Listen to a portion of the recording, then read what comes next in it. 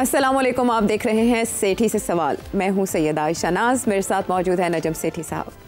अस्सलामुअलैकुम। सेठ साहब, every day is a new day, you know. अच्छा, वीकेंड पे थोड़ा ठंड प्रोग्राम होता है पाकिस्तानी पॉलिटिक्स में। आपके आज इरादे हमारे ये देखने के हैं कि ट्विटर के ऊपर हॉट टॉपिक्स क्या हैं।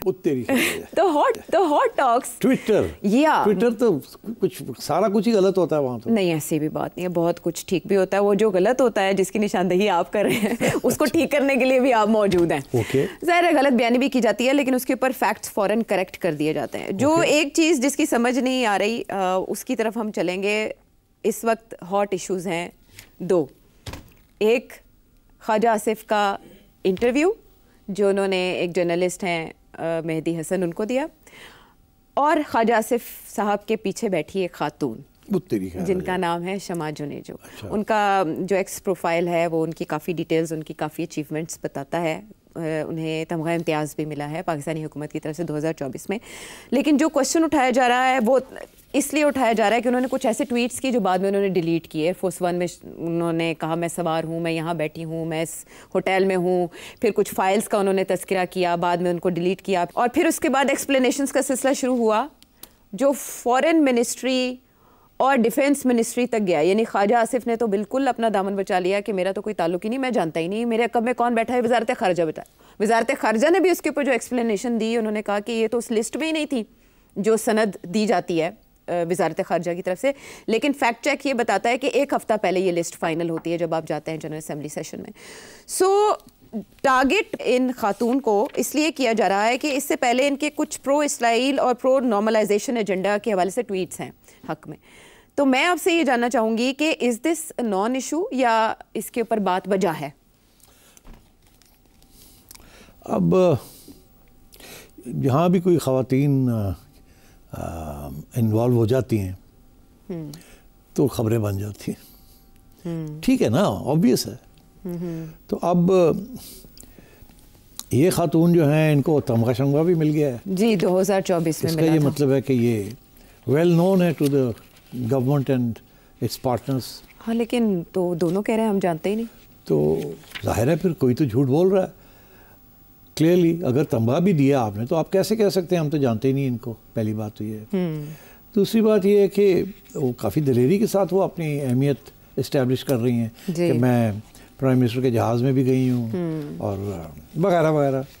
और फिर वहाँ जाके UN में भी बैठी हुई हैं ख्वाजा साहब के पीछे। हाँ।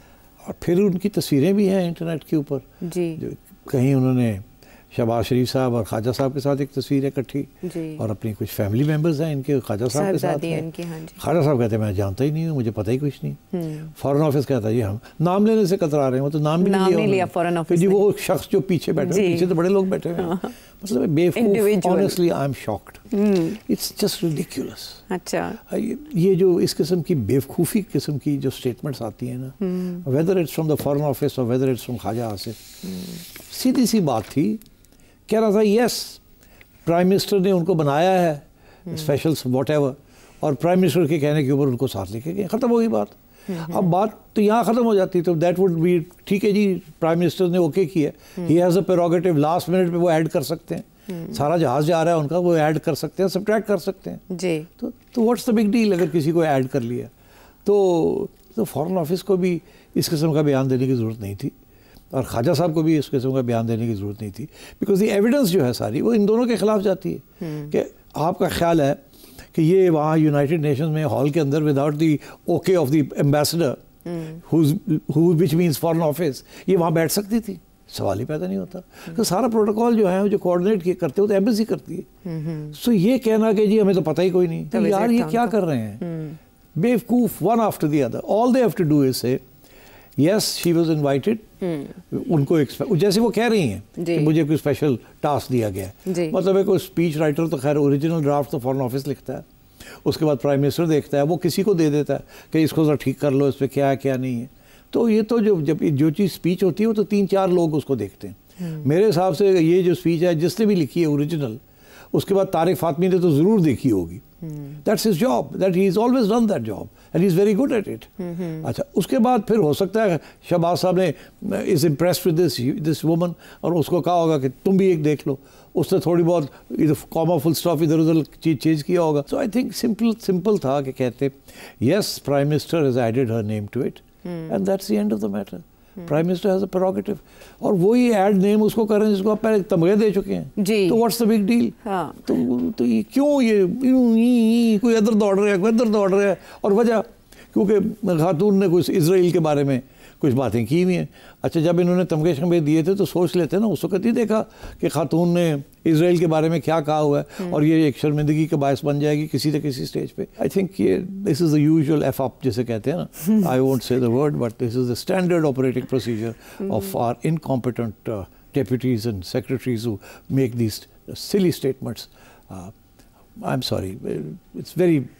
अब इस पे फर्दर डैमेज कंट्रोल कैसे होगा, क्योंकि ये तो बहुत बड़ा इशू बन चुका है. अब इस मामले पे वज़ीर आज़म गज़ा का मुकदमा लड़ रहे हैं इंटरनेशनल फोरम पर, और फिर अकब में ऐसी खातून या उस इजलास में ऐसी खातून मौजूद है जो पहले प्रो इसराइल नजर आती रही. एक्सप्लेनेशन दे देना कि भाई वो those were personal views before she became an advisor and now she has changed her views. खत्म होगी बात. या वो खुद ही कह दे, उससे खिलवा देते कि मैं I was mistaken, मेरे से गलती हुई, I was not ready to understand certain things वगैरह वगैरह. But you can't hide your past. उसको जितना आप छुपाएंगे उतना आप गिल्टी होगे. आप just admit it, yes, this was your philosophy, this is what you thought. So I think it's always better to speak the truth. अब वो हुआ ये है कि ट्रूथ बोली नहीं, सब छुपने की कोशिश कर रहे हैं और शर्मिंदा हैं बिकॉज ऑफ हर रिमार्क्स, और मीडिया ने और पीटीआई पड़ गई पीछे. तो now they are all running away from it. ऐसे कोई प्रोटोकॉल्स नहीं होते कि जब आप ऐसे सेंसिटिव मिशन पे जा रहे हैं तो आप सीक्रेट फाइल्स के हवाले से या एयरफोर्स वन के हवाले से ट्वीट ही ना करें अपनी हर एक एक्टिविटी को? She is stupid, no two ways about it. वो अपना She has no idea how social media can be exploited like this. वो अपने आप को थोड़ा सा बना रही हैं. ठीक है जी, मैं जहाज़ में गई हूँ प्राइम मिनिस्टर के and so on. And she has a doctorate also. So that means she's an academic, she's a serious person. But वो मेरे ख्याल ego and desperation to be recognized and so on. इसका जवाब शहबाज शरीफ साहब दे सकते हैं 2 minute में, या प्राइम मिनिस्टर का स्पोक्समैन दे सकता है. और मैं देख रहा हूँ अतात आर साहब चुप हैं. चाहिए उनको एक बयान, सिंपल सा स्टेटमेंट दे दे और खत्म करे बात को. या वो दे देते मिनिस्ट्रीज की तरफ से ना आती, या ख्वाजा आसिफ की तरफ से ना बयान आया, I don't understand it at all. और उसे इसहाक डार साहब का भी नाम ठोक दिया. ठीक है ना, क्योंकि he is deputy prime minister and foreign minister. कहते हैं उनका लेना देना नहीं है. अच्छा, और कहते हैं उनका, और अभी तो हम देख रहे हैं कि इंटरव्यू दे रहे हैं उनको. जी, पुरानी तस्वीर, शायद याददाश्त का मसला है. क्या यार, ये क्या किस किस्म के लोग हैं. चले, इस पे इंक्वायरी लगेगी या मामला दब जाएगा, अब देखते हैं हुकूमत इसको कैसे हैंडल जाएगा. मगर चुंजा बढ़ते रहेंगे पीटीआई वाले, हॉन्ट करती रहेंगी ये बातें. तो दूसरी तरफ ख्वाजा आसिफ के इंटरव्यू के ऊपर पाकिस्तान तहरीक इंसाफ बहुत लत्ते ले रही है, और माजी में इसहाक डार साहब का इंटरव्यू भी दोबारा से चलना शुरू हो गया है, और बानी पीटीआई का इंटरव्यू जो मेहदी हसन को उन्होंने दिया है, जर्नलिस्ट. मैं आपको बताऊं, ये जो वेस्टर्न मीडिया है ना जी, इसको अब नून लीग वाले नहीं समझते. सीधी सी बात, इनमें 3-4 लोग होंगे सारे नून लीग के अंदर जो शायद वेस्टर्न मीडिया को अच्छे जवाब दे सके. बाकी सारे तो वो यही समझते हैं कि हम उर्दू चैनल के आगे उसी किस्म की बातें कर रहे हैं और जो हम कहेंगे वो चल जाएगा. अच्छा, तो ये Khwaja Sahab is the defence minister but he is not a spokesman. उनको नहीं पता व्हाट इज द एटिकेट और द नेसेसिटी जिस तरीके से फॉरेन मीडिया को हैंडल करते हैं. उनको पता ही नहीं. They have never actually paid attention to the foreign media. तो दिन रात लोकल मीडिया के आगे बैठे होते हैं. वो कल्चर ही कुछ और है. और ये जब इंटरव्यूज़ देते हैं ये समझते हैं हमें अंग्रेज़ी बोलनी आती है, इससे हम टैकल कर लेंगे. अरे भाई नहीं, आप टैकल कर सकते हैं. हमें तो अभी तक याद है कि जब हार्ट टॉक होती थी BBC के ऊपर, जो अभी पाकिस्तानी वहाँ जाता था और और इनको समझाया था कि आप मत जाएं. मैं नहीं जाना है असी. और तुसी जाना है, this is not Najam Sethi जी अगे तुसी एहो जी गल करदे हो चुप करके कहेगा यार चलो मेरा दी बेइज्जती नहीं करते, चुप कर जाने साढ़े बड़े तलकात ने. और अच्छा जी चलो ठीक है जी, नेक्स्ट क्वेश्चन. वहाँ तो छोड़ते नहीं है वो. अच्छा, वहाँ ये नहीं है जैसे यहाँ पर देखा जाता है कि इस तरह की जो शख्सियात होती हैं, हाई ऑफिशियल्स होते हैं, उनको पहले सवालनामा दिया जाता है, वो वेरीफाई करते हैं और उसके बाद. मैं आपको बताऊँ, ये पढ़ते भी नहीं है. ये समझते हैं कि हमें सब पता है क्या कहना है क्या नहीं कहना, इसलिए तो आ ओ लगे रहते हैं सारा वक्त. यू नोटिस्ड, वो बहुत ही मतलब सोचना पै जाते हैं ना कही की इस मीन्स के दे हैव हैड नो किसी ने बैठ के ब्रीफ ही नहीं बना के दी कि आपको ये सवाल आ सकता है इसका ये जवाब है, ये आ सकता है इसका ये जवाब है। मगर बात ये है कि सवाल तो सबको पता होता है कि इस किस्म के आएंगे, मगर इवन द फॉरेन ऑफिस इनके भी बहुत कम लोग हैं यहाँ जिनको पता है किस किस्म का जवाब देना है, ट्रेनिंग ही नहीं है। तो इसलिए मैं ये समझता हूँ कि this is very sad. Bureaucrats वैसे ही कॉशियस होते हैं, मीडिया अग्रेसिव होता है। You can not put a cautious bureaucrat in front of a aggressive media. Yes. You need to put an aggressive politician who knows his facts, or an aggressive media person who knows his facts, ताकि media to media clash हो। वो तो इनको पता ही नहीं how to do it. So मैं पहले भी एक दफ़ा ख्वाजा साहब ने कोई इंटरव्यू दी थी, यल्दा हाकिम। Yes, मैंने कहा था यार देखो क्यों why is he, मैंने रेकमेंड भी किया 3-4 नून लीग के अंदर लोग हैं जो जवाब दे सकते हैं। कौन कौन? मैंने आपको याद होगा पहले भी मैंने नाम लिए थे तो मैंने कहा था इनको बाहर भेजें। खुर्रम दस्तगीर साहब, मुसद्दिक मलिक साहब, Absolutely, they're top class. इनको कहे ना कि ये फॉरेन मीडिया के साथ एहसन इकबाल साहब, Ehsan Iqbal yes also, but I would prefer Ehsan Iqbal gets into propaganda. वो he is so used to being a politician that he gets into propaganda. ये मुसद्दक और ये जो है इनको समझ है कि वो जो पूछ रहा है अब किस तरीके से इसको तरीके से हैंडल करना है। प्रोपेगेंडा नहीं करना, कुछ हद तक सच एडमिट करना है पर उसको ट्विस्ट देनी है। You can not admit to the truth. अब वो आपसे कहता है कि ये हाइब्रिड गवर्नमेंट है, डेमोक्रेसी तो नहीं है, तो इसका जवाब ये नहीं है नहीं ये तो बड़ी स्टेबल हो रही है कंट्री, और ये दैट्स नॉट द आंसर। अच्छा, अगर वो आप पूछ रहे हैं कि आप ज्यादा ताकतवर हैं या कोई और, तो फिर इसका जवाब क्या होना चाहिए था? The is always more powerful. The deep state is always more powerful, but that is why we're working together with them. इससे ज़्यादा बेहतर क्या हो सकता है? There is no confrontation, there is no disagreement, and we are working together for the good of the country. You should appreciate this rather than trying to teach us about democracy. And who, after all, are you to tell us about democracy in terms of the populism that is taking place in America and the fascism that is, and the right fascist parties that are blah blah blah blah blah. आप उड़ा के रखते हैं उनको, फारग करें उनको। आपको ले जाते हैं ना? नहीं छोड़ो ना, मैं तो ना ही जाऊँ तो चंगा, मैं वैसे कह रहा हूँ। You are missing there by the way. No. अच्छा, लेकिन क्या ये ज़रूरी है कि पॉलिटिशियंस ही इंटरव्यू दें, या आप फॉरेन ऑफिस से किसी को भी as a representative of Pakistan इस तरह के इंटरव्यूज़ के लिए तैयार करके ले जा सकते हैं? क्योंकि जो सवाल थे वो वाकई बहुत ट्रिकी थे और तैयारी भरपूर थी, updated, fully updated about statements. पुराने ज़माने में वो हार्ड टॉक एक इंटरव्यू बीबीसी की होती थी। अच्छा, मैं हमेशा इन लोग पॉलिटिशियंस को कहता था मत जाना। अब नाम नहीं मैं लेता कौन कौन वहाँ गया और उसने किस की नहीं उतारी। अब भी है वो जो आप नाम नहीं ले सकते। वो तो खैर रिटायर हो गया, उसकी जगह पे कोई और आ गया, इनफैक्ट कोई खातून आ गई।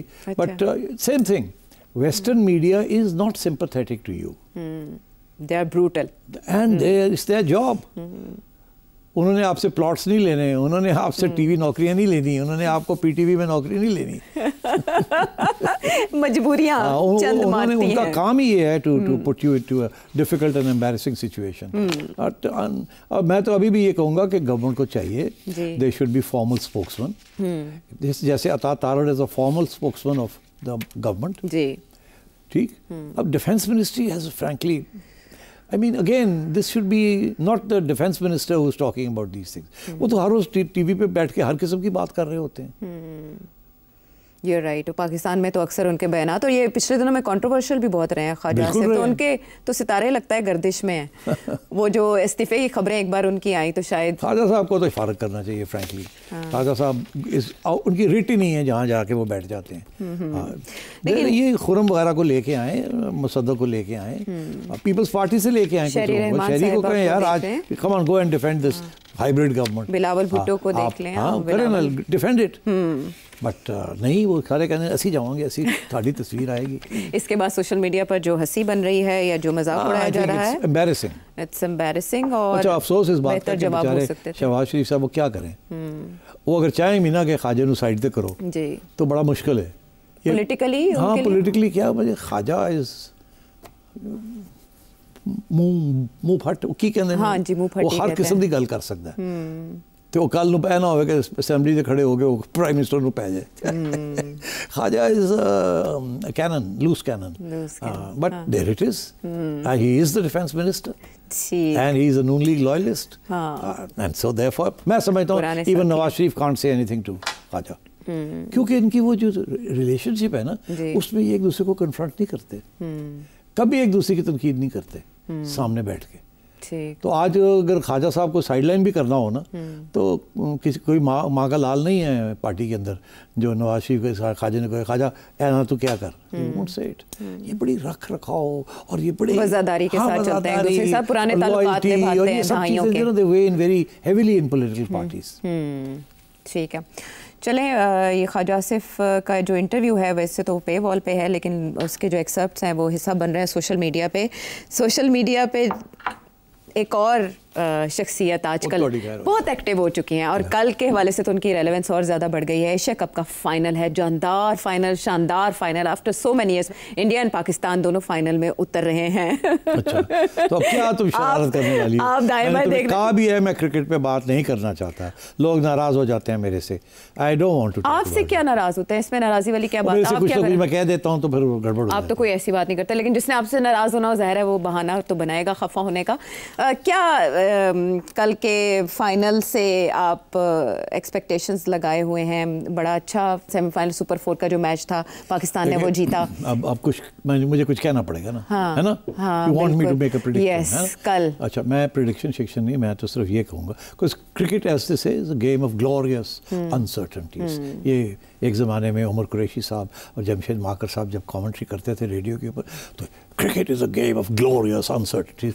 जब पिटाई हमारी हो रही होती थी ना, तो ग्लोरियस अनसर्टेनिटीज शुरू हो जाती थी। अब भी ऐसा ही है। अभी ऐसे ही है। तो अब क्या है, ग्लोरियस अनसर्टेनिटी का मतलब है हम 70 पे भी आउट हो सकते हैं और 220 भी कर सकते हैं। तो that's what Pakistan is, which is why it's such an exciting team. इसकी तारीफ भी उतनी होती है जितनी गाली पड़ती है इसको, ठीक है? And all over the world foreign players कहते हैं कि the most exciting team is Pakistan on its own day.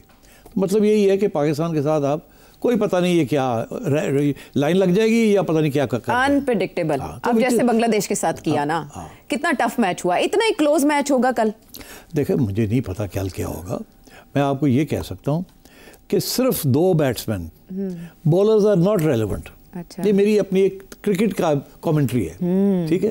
As a not as an expert but as a lay person who knows a little bit of what is happening in what has been happening in cricket.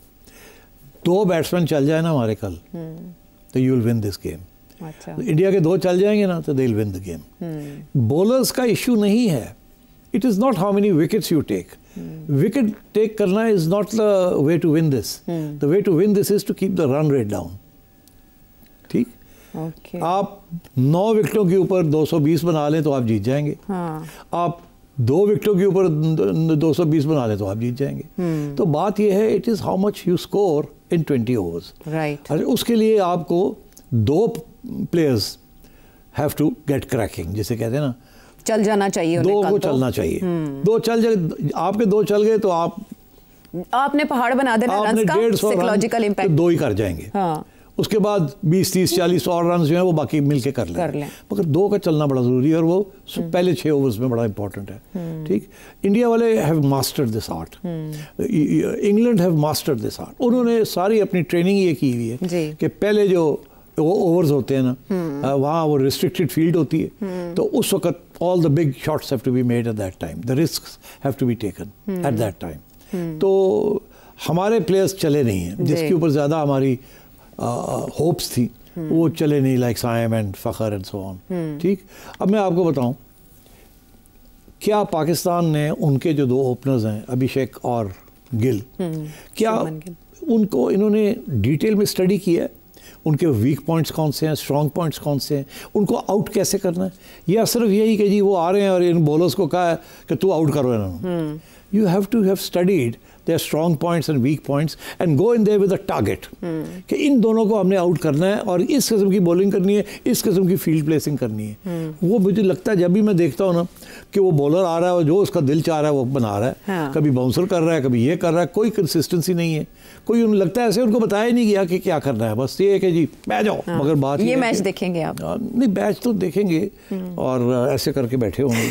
अच्छा, क्या पता नहीं, मगर पाकिस्तान जिंदाबाद लगा रहे हैं। ये भी मैंने नोटिस किया कि जो फील्ड प्लेसिंग है, कैप्टन फील्ड प्लेसिंग कर देता है और बॉलर आके शुरू हो जाता है। और इतने शॉट्स खेले लोगों ने जब हम बॉलिंग कर रहे थे कि वो बॉल जो है वो फील्डर्स के दरमियान जाके गिरता था, विच मीन्स कि your field placing is not according to your bowler. Bowler को आपने जो इंस्ट्रक्शन दी उसके मुताबिक फील्ड प्लेसिंग होनी चाहिए ना, बिकॉज आपको पता होना चाहिए कि जब इसको हिट करेगा दूसरा बंदा तो ये लाइकलीहुड है कि ये यहाँ जाएगा या आगे चला जाएगा या जहाँ जाएगा। अगर बैट के नीचे लगा तो थोड़ा पैच पीछे रह जाएगा, सेंटर में लगा तो ठीक ठाक स्ट्रोक होगी, क्रॉस बाउंड्री। तो मगर इतने कैचेस जो थे they were in between fielders which meant that the bowler is not bowling to his field।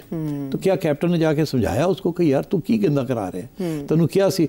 अब आइडियल मैंने कल देख रहा था द इंडियंस अगेंस्ट श्रीलंका, तो उनका जो बॉलर था अर्शदीप सिंह, तो वो उसकी बॉलिंग आपने देखी कितनी ब्रिलियंट थी। एक गेंद नहीं सीधा कराया, वो विकेट लेने के स्टंप्स के ऊपर नहीं बॉल कर रहा था। अच्छा। वो आउटसाइड बॉल कर रहा था कि आप आए मारे मुझे, बिकॉज इसीलिए उसकी वाइड हो रही थी। ओह अच्छा। इतनी बाहर गेंद फेंक रहा था, तो उसे पता था कि इसके लिए जब भी ये आगे होके मारने की कोशिश करेंगे तो ये पूरा बैट नहीं आएगा उसके ऊपर, या तो वो निकल जाएगा गेंद, इनसे लगेगा नहीं, या आएगा तो पूरा बैट नहीं आएगा, मुश्किल हो जाएगा। और फिर जब लगेगा भी तो it will be on the off side और the on side depending on whether you are left handed और राइट हैंडेड। तो उसके तरीके से वो कर रहा था। वो 2 वाइड्स दी, हमारे लोग होते तो शोर पड़ जाता था, ओए वाइड्स दे रहा है, ओए गाला। वो ही डिडंट माइंड कि मेरी एक रन ले लें ये वाइड के ऊपर, ठीक, but at least I am not going to allow the batsman to hit. और उसने 1-2 सीधे बॉल कराया तो हमारे लोगों ने, श्रीलंका ने उठा के 6 मार दिया। So you know these are things that coaches teach, this is the training you get, specially in death overs like this. और फिर आपने देखा वो जो आखिरी ओवर था जिसमें वो दोनों ने खेलना था, how brilliantly the Indian bowler ने जो बॉलिंग की and according to the field. So I think इस किस्म की ट्रेनिंग इनकी साइकोलॉजिकल एजुकेशन देनी होनी चाहिए। But at the end of the day मैं ये कहूँगा कि हमारे 2 ओपनर्स या उसके बाद जो 1 डाउन पे जो आता है, ये 3 बैट्समैन के अंदर अगर ये हमें 100 से ऊपर ले जाएं, we have a good chance of winning. और अगर ये शुरू में ये फारग हो गए तो then you will see what the Indians do. और ये डिपेंड ये भी करता है कि टॉस कौन जीता है और उसके बाद दोनों क्या-क्या फैसला करते हैं, उनके नजर क्या है। गुड मैच, अगर हम जीत गए तो जाहिर है there will be celebrations all over. या क्लोज कंपटीशन भी हुआ तो तब भी बहुत अच्छी बात है, बड़ा अच्छा मुकाबला होगा। कंपटीशन, बट हम दिल में तो कहते हैं मारो है ना। और फिर कुछ लोग तो ये भी कहते हैं इतनी क्लोज भी ना करो, हार्ट बीट जो है डगमगाना शुरू हो जाती है। लेकिन इंडियंस ये समझते हैं ना कि ये अब वन साइडेड हो चुका है मुकाबला, तो अगर टफ कंपटीशन होगा तो ये जवाब तो नहीं, मेरा ख्याल है पहले उनका यही बयान था ना कि कोई कंपटीशन ही नहीं है। जी, यही कहते थे। हाँ, कि हमारी तो क्लब टीम भी आ गई तो पाकिस्तान को हरा देगी अकॉर्डिंग टू दैट। हम जीत गए ना जी, तो इसके साथ थोड़ी सी वहाँ ये होगी, फिर शुरू हो गए ना। Because you see Champions Trophy जब 2017 में हुई थी जी, पहला मैच ही इंडिया के साथ था हमारा और पिटाई हो गई जी, और वी प्लेड वेरी बैडली। ऐसे लगता था लो जी तो अगले 2 मैचेस ही नहीं खेलेंगे। अच्छा। उसके बाद अगला match by the skin of their teeth जिसे कहते हैं ना, मर के बदरियज करके वी वन इट। उसके बाद it kept getting better and better. हमने 5 मैचेस इन अ रो जीते when we went to the Champions Trophy. जब हम चैंपियंस ट्रॉफी पढ़े थे ऐसे जैसे हम थे कि अब होना आ जाओ, केड़ा है, ठीक है, and we were wonderful, we won that Champions Trophy. But कल भी यही 2, अब हमने हार गए, उसके बाद 2 हमने जीत लिए, अब तीसरा है, तो let's see whether they go there with the wind in their tail. देखिए मैच के डिस्कशन से सेठी साहब में भी बिजली भर गई है, तो हम उम्मीद करते हैं कि कल टीम भी ऐसे ही परफॉर्म करेगी जिस तरह से सेठी साहब का जज्बा इस वक्त बोल रहा है। वापस आते हैं एक ब्रेक के बाद। चलो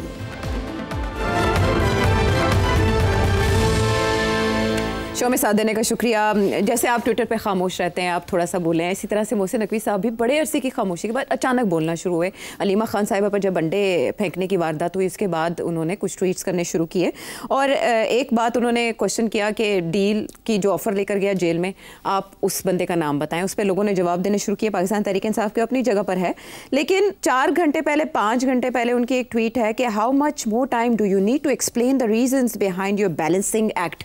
अच्छा, ना इसमें हैशटैग है, ना ही बताया गया कि किसको एड्रेस किया गया, लेकिन जो समझ आती है वो क्रिकेट से ही रिलेटेड है कि आप मेरे मुंह तो ना किलवाओ कि किसके खिलाफ बात की है। आईसीसी की जानिब से हारिस रऊफ को 30%, सूर्या कुमार यादव को भी 30% जुर्माना किया गया, लेकिन बीसीसीआई अपील में चला गया आईसीसी, जिसको आईसीसी ने रिजेक्ट करके उन पे भी 30% फाइन कर दिया।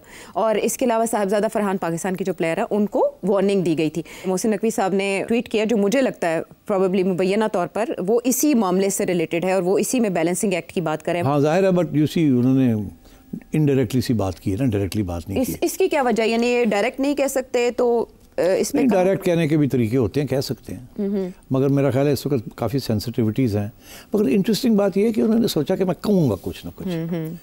ये ट्रेडिशन नहीं है कि चेयरमैन जो हैं वो इस किस्म की ट्वीट्स पे आते हैं। ऑफ कोर्स मैंने काफ़ी इस्तेमाल किया था ट्विटर जब एशिया कप की इशू था और जय शाह ACC के हेड थे। अच्छा। जब वो इशू बना था ना, जब कि पाकिस्तान में होगा नहीं होगा, क्या होगा क्या नहीं होगा, सो आई यूज़ द मीडिया। लेकिन मुझे पता था वो भी इस्तेमाल कर रहे हैं मीडिया, अच्छा। तो आई यूज़ द मीडिया। बट ये ट्रिकी गेम है। अच्छा। अब ये ICC वाली चीज़ जो है ना, this is a very tricky matter. बहरहाल आई थिंक मोहसिन नकवी साहब भी चुप करके तो नहीं बैठेंगे ना। ही थिंक्स दैट बड़ी ज़्यादती हुई है जिस तरीके से ट्रीट किया गया है पाकिस्तान को, and so he is standing। तो मेरा ख्याल है कि this is a way of putting confidence in his own people कि I'm standing for you, I'm standing up for you, I'm चुप करके नहीं हम बैठे हुए। तो जैसे उन्होंने पहले स्टैंड लिया था, तो एक तो ये इशू है, और दूसरा जो उन्होंने जो PTI वालों को जो कहा है वो भी बड़ी इंटरेस्टिंग है, क्योंकि PTI वाले कहते हैं जी बड़ी बड़ी ऑफर्स हुई हैं, ये हुआ है वो हुआ है। तो मोहसिन नकवी साहब कह रहे हैं बताया ना कौन पैगाम लेके आया था। तो I think it's a very fair question. और सवाल यह है कि क्या PTI किसी का नाम लेगी? नो। पूछे क्यों? क्योंकि वो उनके अपने लोग हैं ना। तो अगर उनके अपने लोग आते जाते हैं और आके कहते हैं मैं गल की तय की थी, तो दैट्स मीन्स नथिंग। या तो हो ना वो कहें किसी गवर्नमेंट ऑफिशियल का नाम लें। अच्छा। वो PTI कभी भी नहीं करेगी। PTI के जी फलाना बंदा गया था, उसने कहा कि वो एक बंदे को मिला है, अच्छा। जिसने ये कहा है, वो ऑफ़र दी है। तो वो जो बंदा है ना जिसका ये नाम ले रहे हैं, वो कभी भी नहीं कहेगा कि मैं गया था और आयशा से मिला और आयशा एस्टैब्लिशमेंट की स्पोक्स पर्सन है और आयशा ने मुझे ये ऑफ़र दिया। बिकॉज जिन लोगों से ये मिलते हैं ना, मैं काफ़ी अरसे से कह रहा हूँ, वो लो लेवल के लोग हैं। अच्छा। और वो कभी भी इन सो मेनी वर्ड्स ये ऐसे ऑफर्स नहीं देते। इन ट्रक दी बत्ती दे ऑफर्स होते हैं। तो इससे पहले भी जैसे लॉलीपॉप, लॉलीपॉप्स होती हैं। मगर ये जो लोग लेके आते हैं ना पैगाम PTI वाले अपने, वो अपनी हैसियत बनाने के लिए खान साहब के आगे कि हमारे बड़े कॉन्टैक्ट्स हैं, अच्छा। हम आ रहे हैं, हम जा रहे हैं, कोई अमेरिका तो आ रहे हैं, कोई इधर जा रहे हैं, वो ये अपनी हैसियत के लिए, अहमियत के लिए ये करते हैं। So that is why PTI किसी का नाम नहीं लेगी कि हमें ख्वाजा आसिफ ने ये ऑफ़र दी या फलाने ने, ऐसे कभी नहीं करेगी। तो आई थिंक मोहसिन नकवी साहब ने सही कहा कि अच्छा ये बात है, बताओ किसने तो आपको ऑफ़र दी है। तो क्यों बैरिस्टर साहब कह रहे हैं कि अगर हमने नाम बता दिया तो आपको शर्मिंदगी होगी? नहीं, आपको ले तो सही ये अगेन। और भाई शर्मिंदगी, आप तो सारा वक्त कोशिश कर रहे हैं उनकी शर्मिंदगी हो, तुसी छोड़िया कितने उन्होंने, हर रोज़ तुसी लगे होते हो और उन्होंने शर्मिंदा करन, तो तुसी हुण आप उनके बड़े परेशान हो गए, उनकी हमने शर्मिंदगी नहीं करनी उनकी। How cute, how cute.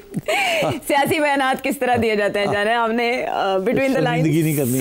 ਤੁਹਾਡੇ ਕੋਲ है ही कुछ नहीं, तुसी शर्मिंदगी की करनी है। ਤੁਹਾਡੇ ਪੱਲੇ ਕੁਛ नहीं है, पल्ले आंदे हो जांदे हो आजकल मैनू डिस्टॉर्ट किया जा रहा है। मैं कहता कुछ हूँ और बना कुछ देते हैं। खैर मुझे बड़ा फख्र है कि आजकल नजम सेठी को PTI कोट कर रही है, thank you very much.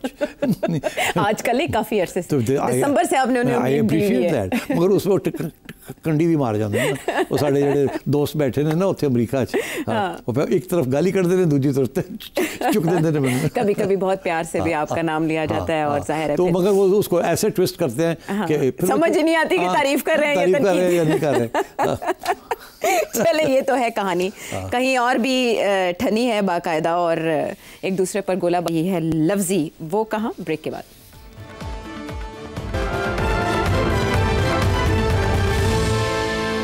Show में साथ देने का शुक्रिया। नंबर ऑफ़ क्वेश्चंस और इवन इंडिया से, हरियाणा से विकास ने भी क्वेश्चन भेजा है, लेकिन वक्त की कमी के बायस उनके सवाल का जवाब जो है वो लॉन्ग थोड़ा एक्सप्लेन करना पड़ेगा। एक व्यूवर हैं, वो क्या जानना चाह रहे हैं? पंजाब में मोहतरमा मरीम नवाज साहबा बड़ा एफर्ट कर रही है, भाग दौड़ कर रही है और बहुत सारे इदारों में उन्होंने काफ़ी सारे चेंजेस भी की हुई हैं और अच्छा रिजल्ट आ रहा है पंजाब में। तो प्लीज़ को पंजाब पे ख़ास तौर पे को प्रोग्राम कर लें और पंजाब के बारे में बताएं, पहले वाले पंजाब में अब वाले पंजाब में क्या फ़र्क है। और मरीम नवाज शरीफ साहबा जो इतनी एफर्ट कर रही है, क्या वाकई वो कामयाब हो रही हैं या सिर्फ मीडिया पे दिखाया जा रहा है? क्या यकीनी तौर पे वो कामयाब हो रही हैं कि नहीं है?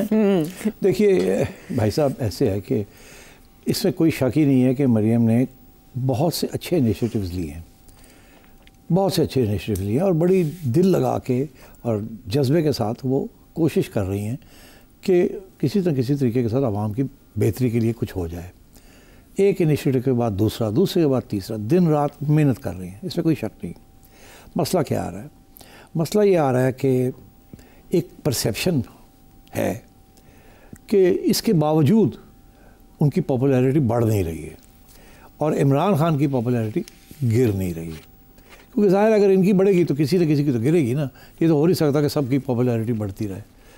सो आई थिंक ये इशू बना हुआ है और जिसकी वजह से उनकी जो काम वो अच्छे कर रही हैं, वो उनको वो अहमियत नहीं मिल रही है, उनको वो पब्लिसिटी नहीं मिल रही उस तरीके के साथ।